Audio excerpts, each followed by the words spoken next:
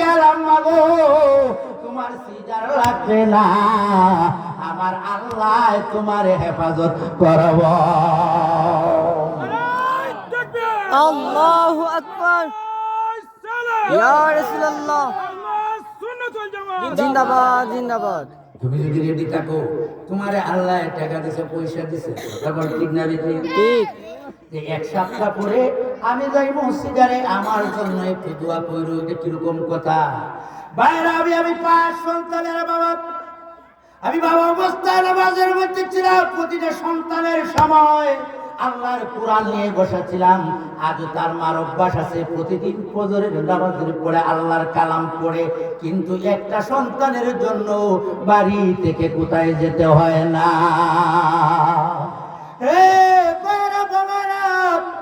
আমার ভাই জানে, আমার যে মা, এটা আমার কথা হয়ে গেছে রে ভাই, কিন্তু মনে আবেগে বলে ফেলছি, কি খেদমত করবা, মারে কেমনে তোমরা সুখে রাখবা, মার খেদমত কেমনে করবা। আজকে থেকে 19 বছর আগে এইভাবে মাহফিল কইরা যাইয়া দেখছি আম্মা মশুরি টাঙ্গাইতে পারেন না, বৃদ্ধ মানুষ। আমি যাইয়া আমার মশুরিটারে টাঙ্গাইয়া দিছি। আমার আম্মা আমার ঘরে, তখন আমি বিবাহ করি নাই, আম্মা খুব বৃদ্ধ, আমি একা করে আমার মা হাত পাগুলি। আমরা তো পীরের জন্য পাগল, কিন্তু আমার পীর বড় পীর আমার ঘরে কথা কল ঠিক লাগবে। আম্মা বলতেন, পুত্রে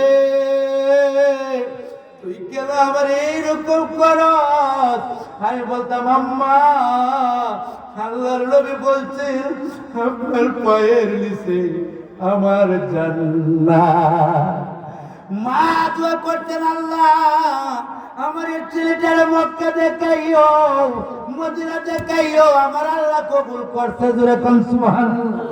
হে বাবারা, ও বন্ধু, আমার ভাইরা বাবারা রে, যেই দিন আমি কাবিল দেওয়ার জন্য বাহির হইছি, আপনাদের মৌলভীবাজারের ছাত্র ছিলাম, টাউন সিনিয়রে আমি কাবিল পড়তাম।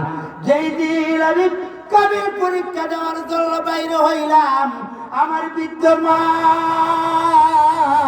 হাতের মধ্যে একটা লাঠি লইয়া ঘর থেকে বাহির হইছেন। বাইরে এখন পুত্রী যা রে তোরে আমি আল্লাহর হাওলা কইরা দিলাম।